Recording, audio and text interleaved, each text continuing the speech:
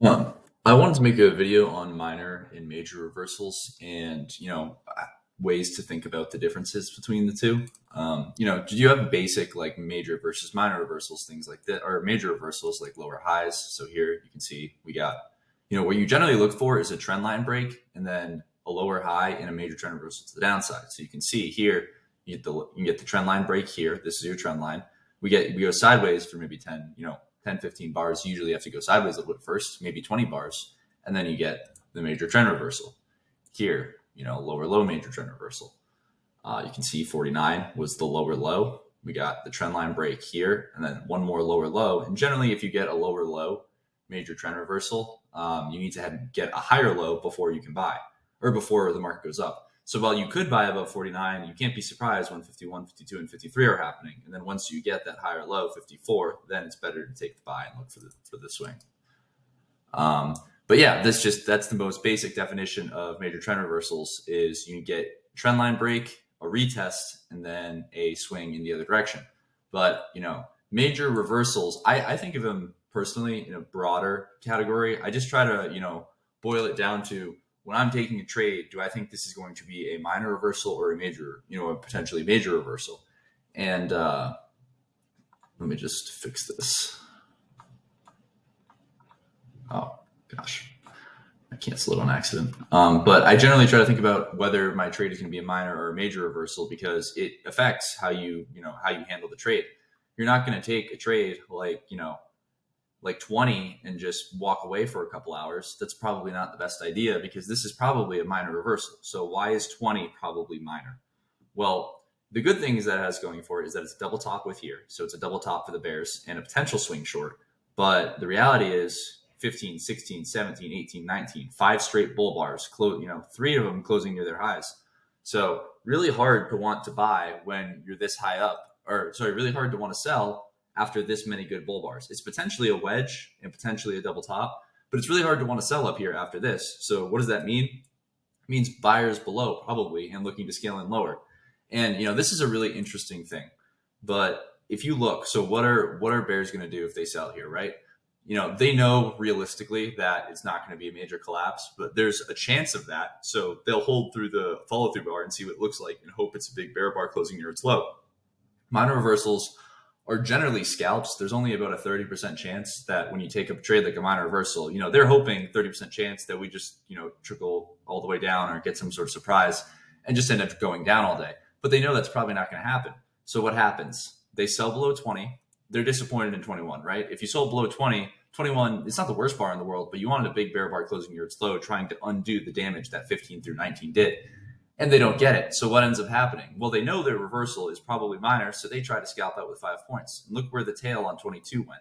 You can see it went to exactly the area where if you sold below here, in order to make 5 points, you need to get out basically right here. This would be the price you need to exit.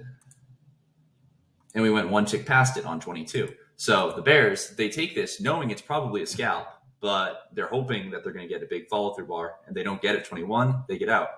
All right, now let's take a look over here. You sell 48 or 49. It's 3 pushes up. It's a wedge, 1, 2, 3.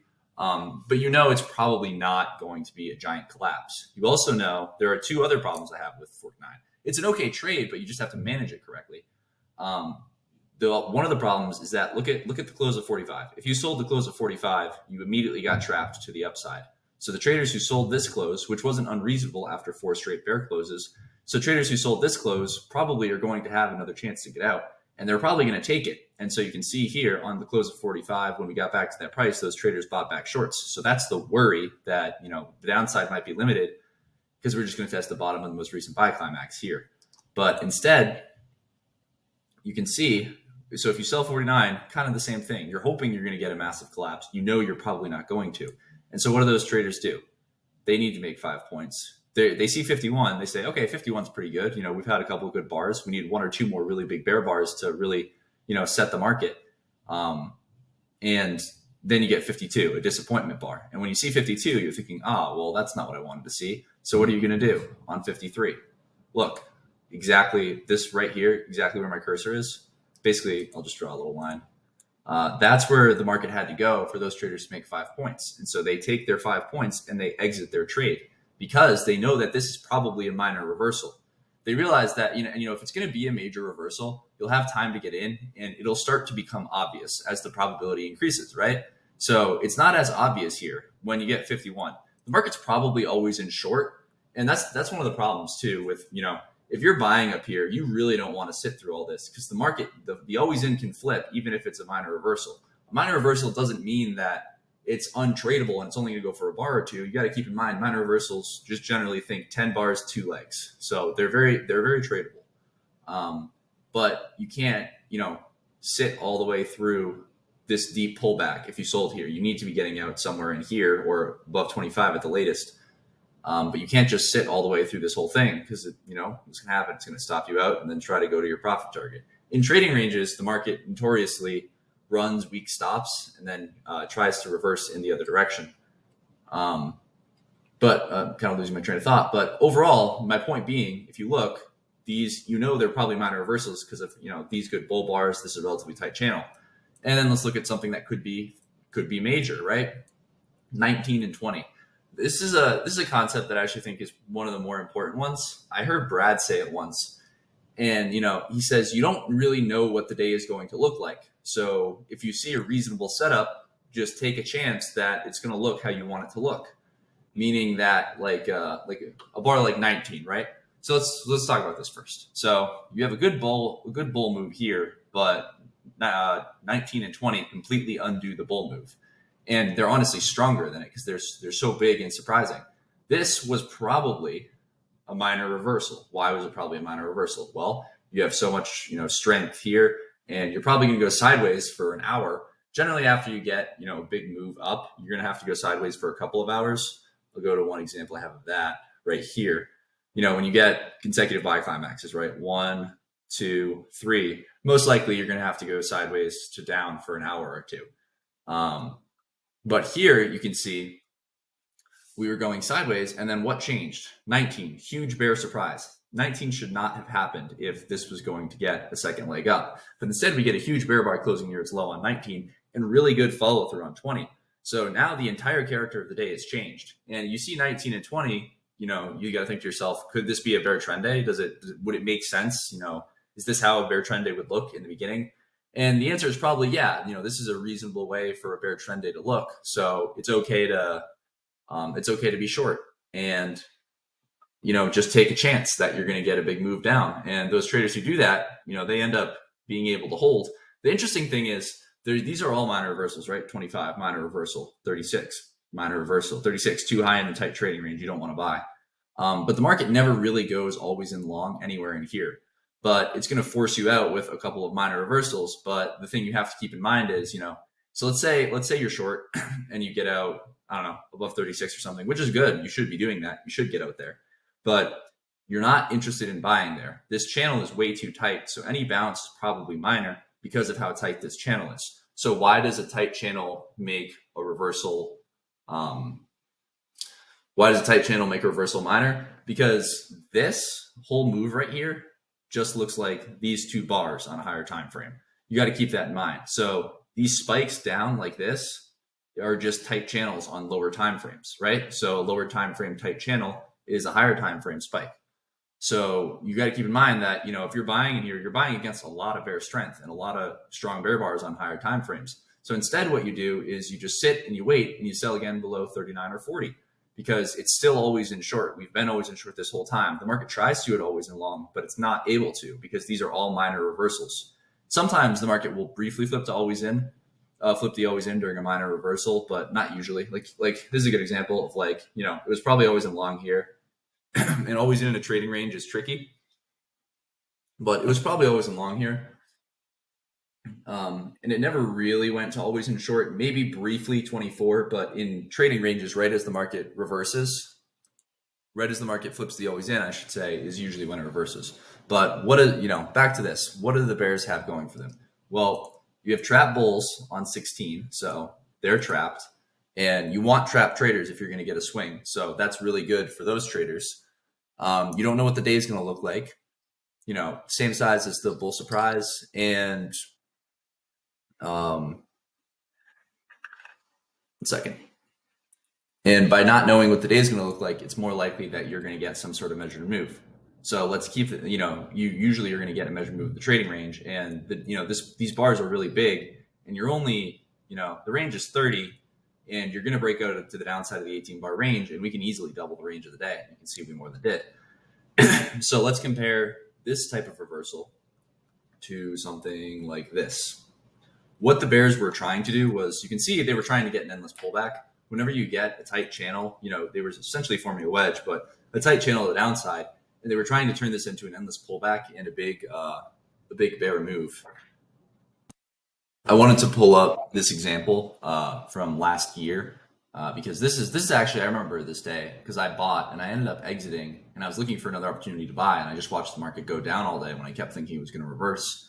But this is a great example of, a minor reversal slowly turning into a major reversal. Sometimes, the key is how tight the channel is. If you're starting to get a tight channel and it's starting to, it's continuing down longer than you feel like it should, then you might start to try and get a breakout. And you can see usually what happens is you get the breakout attempt. 38 is a breakout attempt below the wedge, and the bears want the measured move down, which you can see new low of the day and where we went on 48. But my overall point being, this is what the bears were hoping for on the day that I just showed. The bears want to see a big, basically, or a slow trickle and then get some sort of breakout at some point to the downside.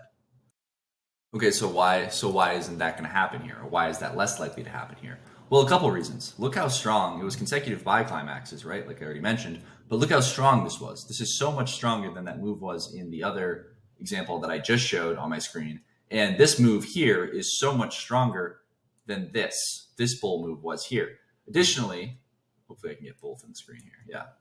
Additionally, something to pay attention to is, this reversal is it still can happen. Sometimes it will turn into a big bear trend day, but it's just less likely.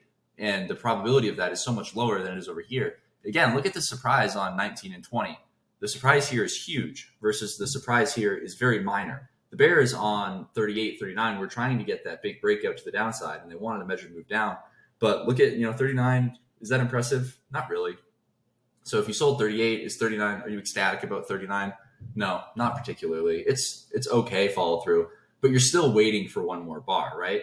You're selling 38, you say, okay, well, I see 39, but I want a big bear bar closing near its low. And then you see 40 and you're disappointed. And so this was a much stronger surprise than this, and this was a much stronger surprise than this. And additionally, we have breakout points, right? So remember how I mentioned that the bears got trapped in here? Well, the bears also, or the bulls got trapped, buying below here, buying anywhere. They got trapped 19. Well, the bulls also got trapped, right? So, or the bears got trapped. So you're a bear, you're looking at, you see this, you say, yeah, the reversal up's pretty good. We might go a little higher. But generally, I think that, we're going to end up going sideways for the most part here. So I can probably sell above this and bet it's the top of the trading range. And then you see that. And you're thinking, uh-oh, I might be trapped. And you can scale, those traders are scaling in, but they're getting, don't do this. But theoretically, those traders are scaling in and they keep getting trapped and they're waiting for a chance to get out. So if you sold here and you just sat through all of this, when it gets back to your entry price, you're going to want to get out. So if you're taking shorts in here, you're trading against, you're about to have a bunch of traders buying back shorts. So it's kind of a problem to be selling that or to be doing that. Additionally, that this is around a 50% pullback of the whole spike. And this is a really strong bull move. So usually traders will trade the 50% pullbacks of the spikes, like right here. Exactly, those traders bought around 50% pullback. There was this here. So there was a lot of reasons for us to get a reversal up. And, 45, I thought was probably a minor reversal because of how tight the channel was. But a minor reversal can easily still test, basically the apex of the wedge, like 36, 37. It can easily test even higher, maybe even the high of the day. But at that point, it'd probably be more major. So if 45 is going to turn into a major reversal, what has to happen?